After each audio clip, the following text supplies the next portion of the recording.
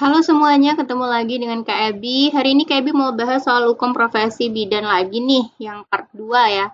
Sebelumnya udah ada aku bahas ya, aku taruh di atas sini di part 1 profesi bidannya. Kita langsung ke soal.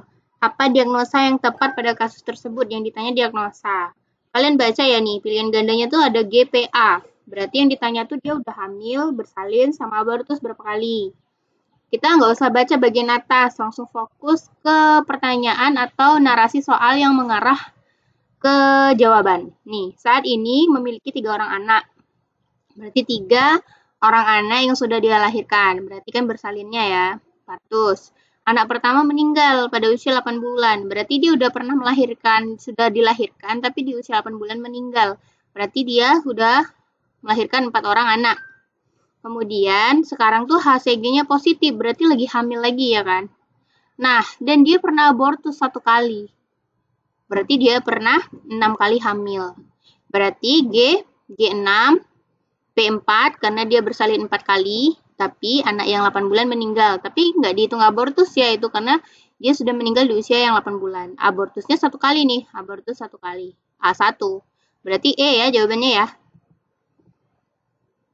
Kak Ebi rasa tuh teman-teman yang UKOM tuh udah paham ya, gravida tuh G, para tuh P, ya abortus tuh A. Jadi gravida itu adalah jumlah total kehamilan. Udah berapa kali nih ibunya hamil.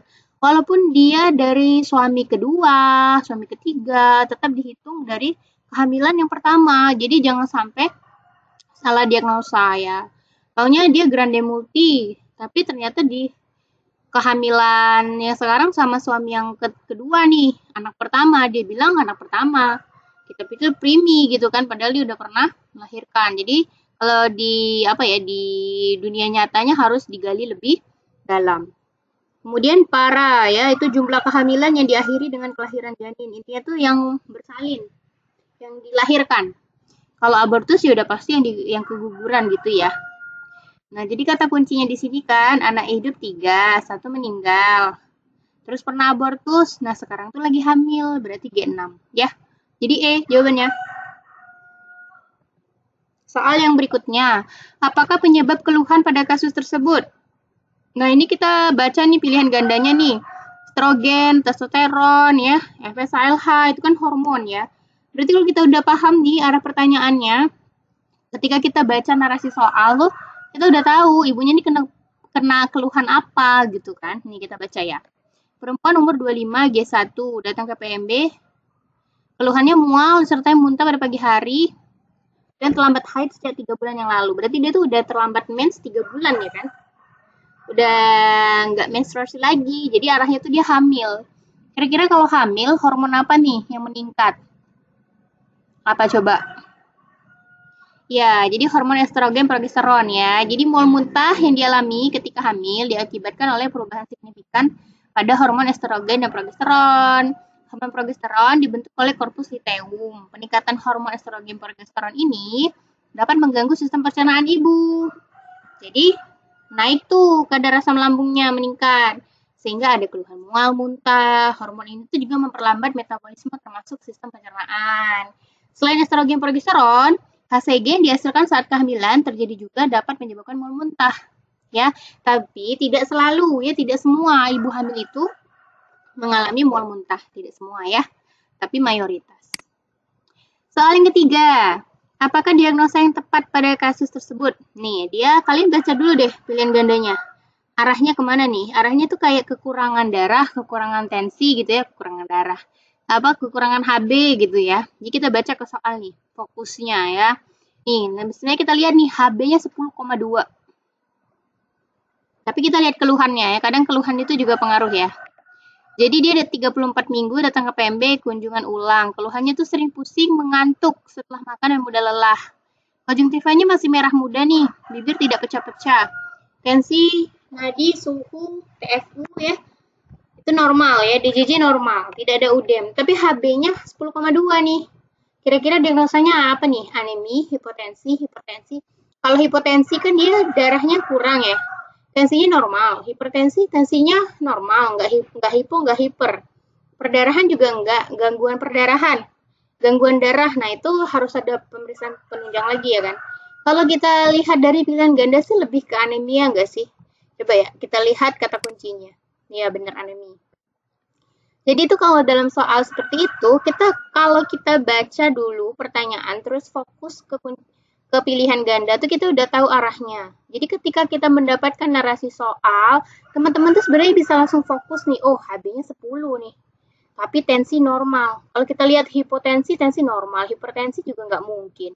Perdarahan nggak ada kalimat perdarahan. Gangguan darah juga nggak ada pembesaran penunjang. Ya udah deh anemia. Udah pasti kayak gitu. Jadi narasi soal yang panjang kayak gini tuh sebenarnya nggak harus dibaca. Yang penting kalian tuh paham arah pertanyaannya gitu kan. Bisa langsung menemukan di mana titik kunci pertanyaan. Tapi kalau kayak gitu tuh kalian harus sering-sering berlatih soal ya. Jadi nggak bisa cuman baru sekali 2 kali langsung bisa tahu nih di mana letak kata kunci soal tuh susah ya. Jadi harus sering-sering berlatih.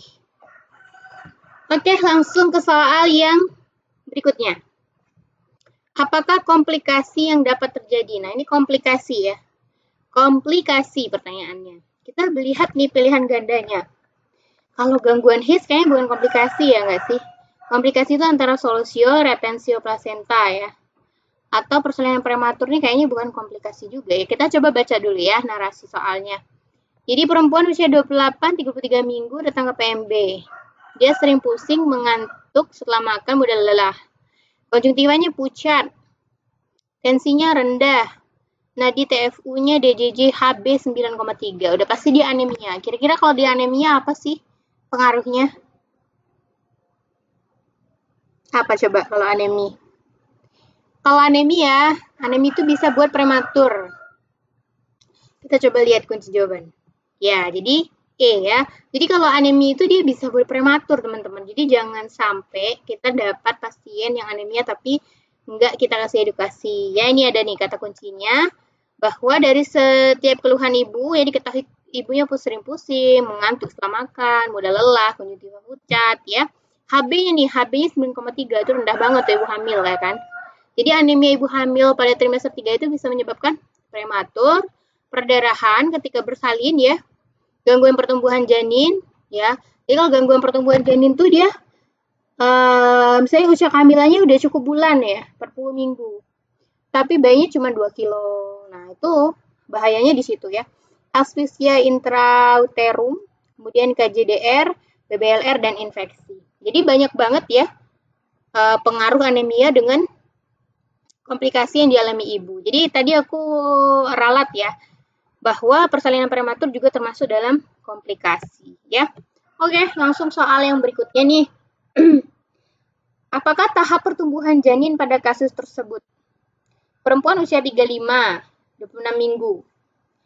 Kemudian dia mengeluhkan sakit daerah punggung bagian bawah. Hasil pemeriksaan konjungtivanya merah muda.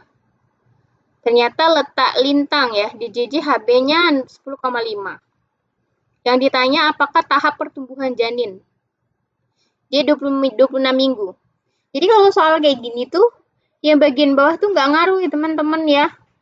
Dia tuh nanya perkembangan janin pada usia 26 minggu nih, usia kehamilan. Kalau kayak gini benar-benar harus hafalan sih kalian ya. Kalau usia sekian dia udah bisa berkedip, usia sekian dia udah bisa pipis, kayak gitu kan. Kunci jawabannya nih, mulai terjadi penumpukan lemak ya, sorry. Jadi rasionalnya pada usia kandungan 4-8 minggu tuh gerak awal dapat dilihat dengan USG ya, belum kerasa ya, karena dia masih segede kecambah 4-8 minggu, 8-12 minggu pun masih kecil banget. Tapi dia ginjalnya sudah mulai berfungsi ya, 12-16 tuh udah kulitnya sudah mulai ditutupi oleh lanugo ya, rambut-rambut halus ya. Kemudian 20-24 minggu berat janin mencapai 300 gram, seperempat kurang lebih.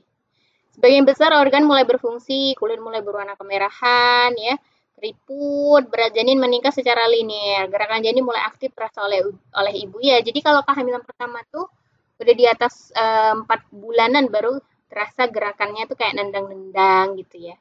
Kemudian kalau pada usia 24-28 minggu tuh sudah mulai terjadi penumpukan lemak ya. Oke, kalau kayak ini tuh harus hafalan ya teman-teman ya, harus ngapal banget. Jadi harus diingat-ingat usia kandungan sekian sampai sekian tuh apa perkembangan janinnya gitu ya. Oke. Ini ada gambarnya sedikit, boleh kalian screenshot untuk kalian belajar ya. apa aja, tapi bahasa Inggris nggak apa-apa, nanti diartikan. Oke, terima kasih. Itu tadi soal dari Kak Ebi. Seneng banget bisa sharing-sharing ya. Nanti kalau ada waktu lagi, Kak Ebi bakalan bikinin soal lagi. Jangan lupa bantu aku dengan subscribe, like, dan share. Terima kasih.